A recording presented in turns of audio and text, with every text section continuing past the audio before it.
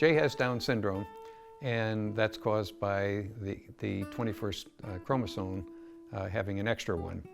And the impact of that is a number of these folks have heart problems, which fortunately Jay didn't have, but it results in intellectual disabilities, difficulty in learning, and a lot of things in that area, again, with a whole range. When Jay was born, it's a real shock because it was totally unexpected and we didn't know much about it at all. And we continued to learn from that point on what was going on, what he needed to make him as successful as he could be, and he has been very successful. This one over here is 95, 99, 03. Jay does extremely well. He's very streetwise and very self-confident, and the self-confidence, a big part of that comes from his achievements in Special Olympics.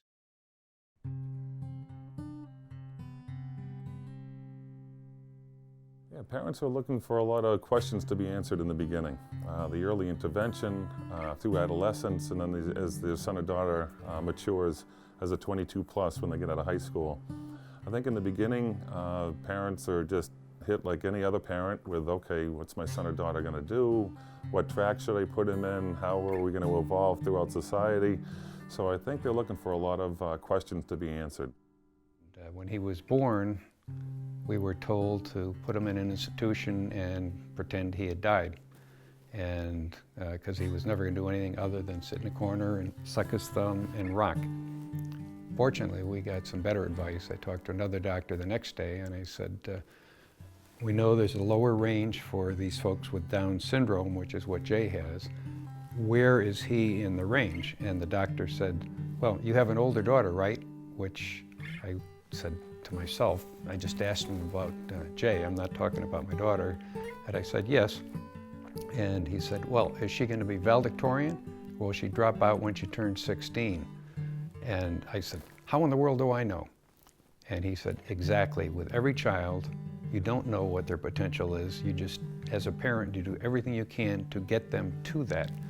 And that applies not only to the Special Olympics athletes with intellectual disabilities, but obviously good advice for any parent with any child.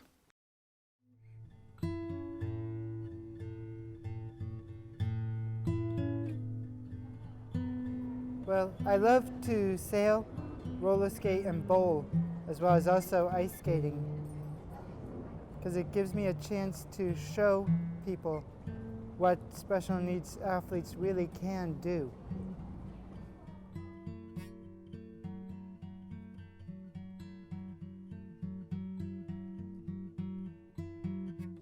Michael Finley has an autism disorder. Is high functioning, but he's also severely dyslexic, which makes things very difficult because he reads at an early to mid second grade level. Being out on the water feels like I'm free and that I really can move as I want with the wind.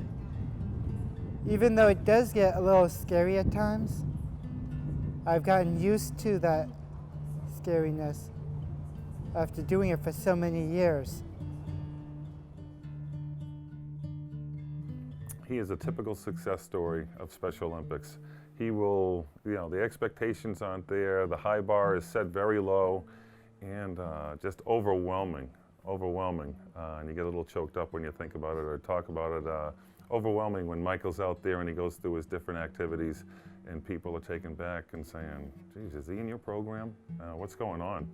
And so I've seen Michael skate at the local levels and the different state tournaments and internationally. And he's very well thought of within the Special Olympics world when it comes to figure skating. I love ice skating because it gives me a chance to be free to express the characters I'm trying to play with the various pieces of music that I perform to.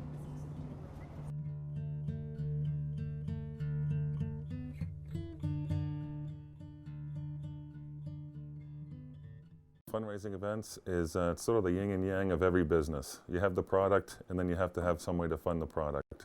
So right now we put on the product, which is the program side of the business, which is the training, the sports, the competition, developing volunteers, developing event management teams, and we spend a lot of time on that. But the flip side of it is that somebody's going to fund it.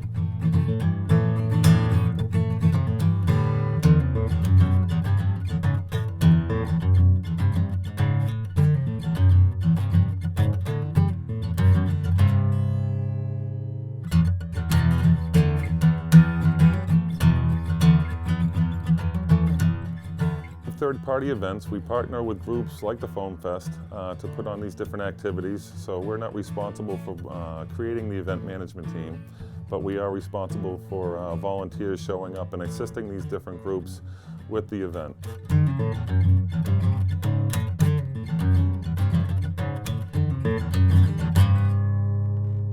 Foam Fest assists us in the fundraising component, and that after the event, Foam Fest will donate part of the proceeds to Special Olympics Massachusetts for us providing them the volunteers, structure, and some of the resources within the community.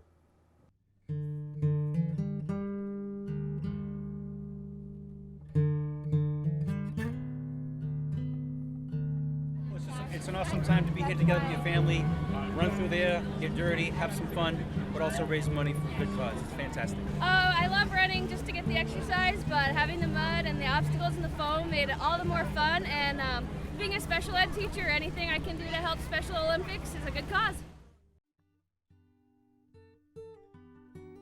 Family involvement.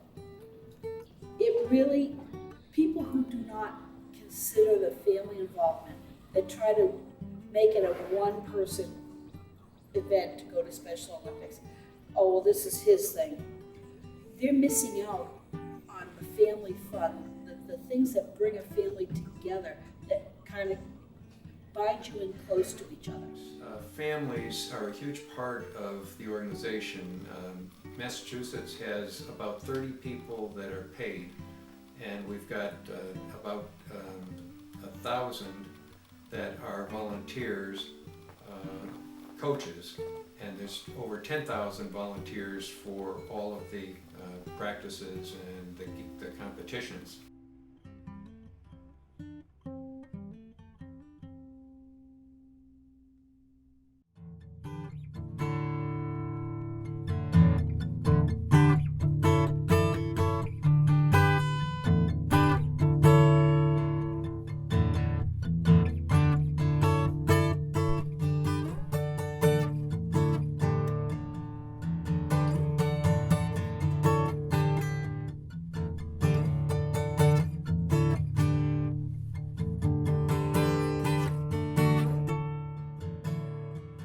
These families make a difference in not only their son or daughter's lives, but the community, other family members around them. I think they have just an overwhelming feel of joy that they're making a difference in life, in their lives, in their son or daughter's lives, a lot of people's lives. I definitely would like to, if I can, continue to compete as an athlete. But if things with me end up not happening like that, I see myself possibly becoming an actual coach and maintaining my status as a global messenger as well. The second time he went to the World Games in sailing, it was the first time the World Games were outside the country, and it was in Dublin, Ireland. The keynote speaker was Nelson Mandela, and he dedicated his birthday that year to Special Olympics. And as he spoke to the athletes, he said, "You people know, as I do, what it's like to overcome challenges." And he said, "You live that every day. Mine is behind me, but you're still living that every day, overcoming all sorts of challenges, and I salute you."